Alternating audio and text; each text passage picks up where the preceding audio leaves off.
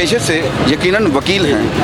पाकिस्तान में माना ये जा रहा था, तस्वुर ये किया जा रहा था कि पाकिस्तान में महंगाई की वजह इमरान खान साहब। अब पाकिस्तान में 11 जमातें मिलकर हुकूमत कर रही हैं, लेकिन महंगाई का जिन काबू में नहीं आ रहा। क्या आप भी यही समझते हैं कि ये जो महंगाई है ये इमरान खान साहब की वजह से है, या जो मौजूदा हुकूमत है इस वक्त इनको बजाय इसके कि अपने मामला क्लियर करें, अपनी लड़ाइयाँ लड़ें, इन्हें महंगाई का जिन काबू में करना चाहिए, या तो फिर अपनी, मेरा सवाल ही उठा हो गया। चलो जी, मैं ये कहता हूँ कि वो एक इंग्लिश की कोटेशन है कि action is louder then word, कि जो आपका अमल होता है वो आपके अल्फाज से ज़्यादा बेहतर नज़र आता है। आप ये देख लें कि 30 साल इन लोगों ने इस मुल्क पे रूल किया है। ये दोनों जमातें आपस में मिल के खेलती थी, कभी पीपी आ गई है, कभी नून लीग आ गई है, लेकिन आज तक किसी को ये हमें पता ही नहीं लग सका कि ये दोनों मिल के, बेसिकली ये दोनों माफिया हैं। वो सिंध में रूल करता था, ये पंजाब में रूल करते थे। इस तीसरी जमात ने आके लोगों को बताया कि ये असल हकीकत ये है कि इन लोगों ने आप लोगों को बिल्कुल हाईजैक कर लिया हुआ है। ये इंटरनेशनली आपको इन्होंने हर तरह जो है ना प्लज करवा देते हैं, जिस तरह पूरी नेशन को हाईजैक कर दिया हुआ है इन्होंने। बदकिस्मती हमारी जनरेशन की ये है कि हम सोचते ही नहीं हैं। अब इस बंदे का ये विजन है कि इसने कौम को विजन दिया है, समझाया है, और वो सिंसियर है इस मुल्क के साथ। हमें अब रही बात महंगाई की, कि आप ये देखें कि जब वो छोड़ के गया है 22,000 अरब डॉलर आपके पास एसेट से, आज 16,000 अरब डॉलर पे आ गए हैं। अब ये अगर ये कहते थे कि जी बड़े एक्सपर्ट हैं, हमारे न्यूट्रल भी बड़े कहते थे कि जी ये महंगाई का इशू है, जी इससे कंट्रोल नहीं हो रहा, लेकिन आज बदकिस्मती ये है कि ये इन्हें समझ नहीं लग रही कि करना क्या है। ये सारे करप्ट हैं। इनका जो इकोनॉमिक मिनिस्टर है, पॉलिटिकल, जितने भी आप देख लें चेहरे, ये 100% जेन्युइन केसेस हैं इनके ऊपर।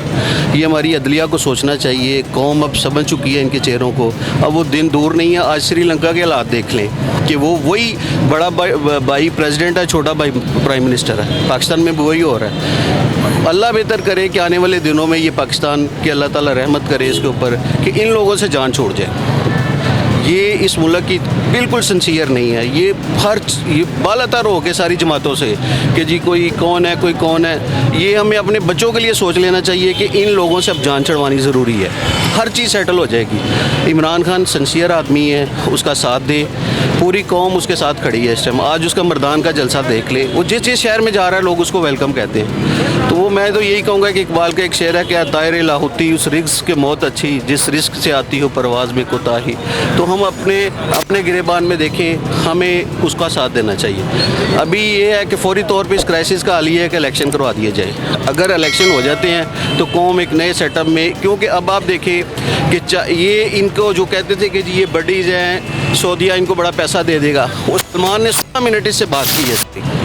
16 मिनट इसको मिला है और निकल गया वो इसके साथ। अब इसको पूरा एक पैसा नहीं मिला। वो जो इन्होंने सऊदीया में एक ड्रामा किया, उसमें आप देखें कि कौन लोग इन्वॉल्व थे। 7 पर्सन उसमें जो उन्होंने ट्रेस किया, इन्वेस्टिगेशन हुई, 3 लोग उसमें मेन नून लीग के शामिल हैं। और ये इन्होंने समझा कि कौम पागल है, इस ब्लास्फेमी के चक्कर में इसको हम डाल देंगे, लोग इसमें आ जाएंगे। लेकिन अब सोशल मीडिया के दौर में हर चीज़ खुल के सामने आ गई है। अब उसके ऊपर क्या हुआ कि 3 बंदे उसमें अब्बास शहीद अली के बिजनेस पार्टनर इन्वॉल्व हैं। अब उसको तरले कर रहा है, सलमान शहबाज उसको कह रहा है, सब उसको कह रहे हैं कि जी इसको छोड़ दे।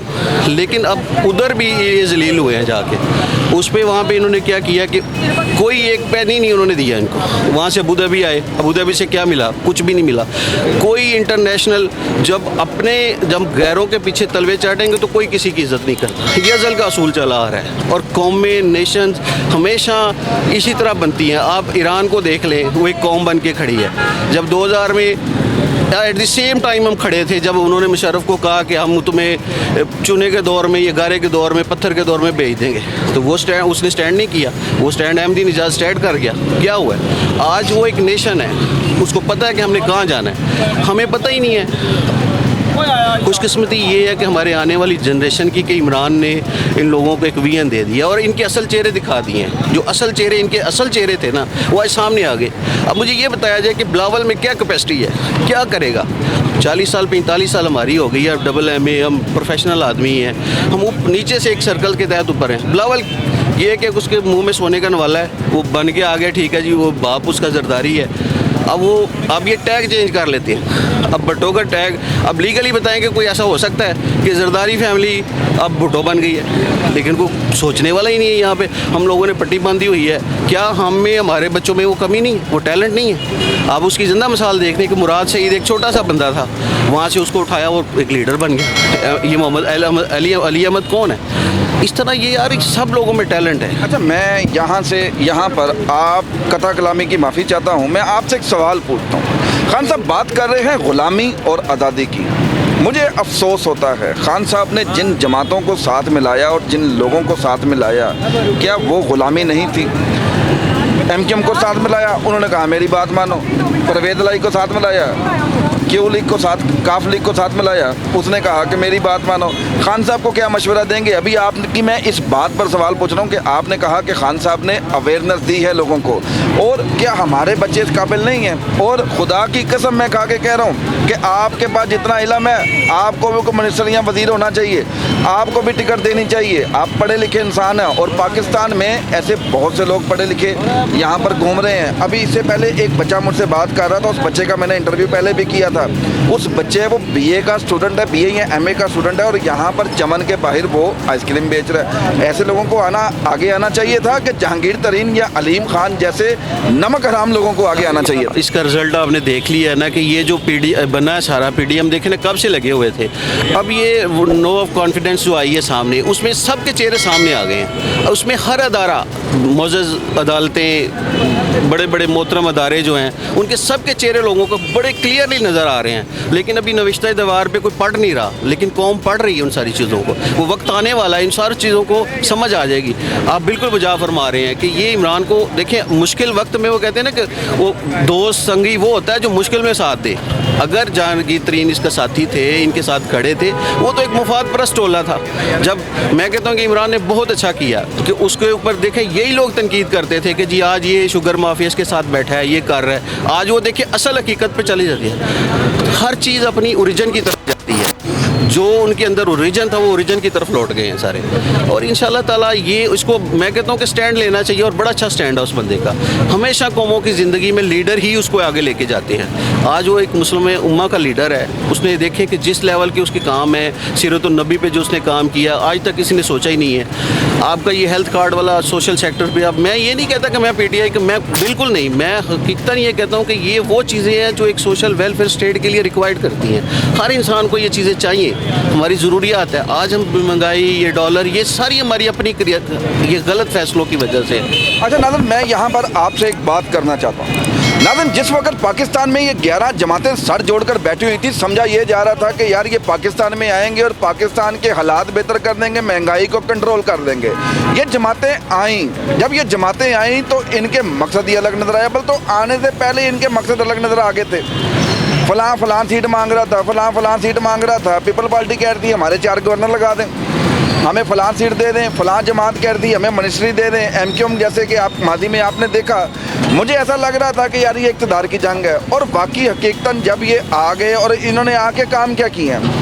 काम सबसे पहला ये किया कि यहाँ पर जो इलेक्ट्रॉनिक मशीन से जो वोटिंग होनी है वो जनाब ख़त्म कर दी जाए, अपने केस ख़त्म किए जाए, अपने तमाम मामला। लेकिन इमरान खान को तो आप सजा कर रहे हैं। इमरान खान तो कह रहा था कि यार ये महंगाई आलमी है, इसका ज़िम्मेदार मैं नहीं, मैंने कंट्रोल करके रखा हुआ है। आपने क्या किया? आपने मुर्गी का गोश्त 100 रुपये महंगा कर दिया, प्याज आपने 60 रुपये किलो महंगे कर दिए, घी आपने महंगा कर दिया, और जो सस्ती चीज़ें आप दे रहे हैं वो यूटिलिटी स्टोर्स पे दे रहे हैं आप। वहाँ पर गर्मी में घंटों लाइनों में लगना पड़ता है, वहाँ पर चीज़ें नहीं मिलती।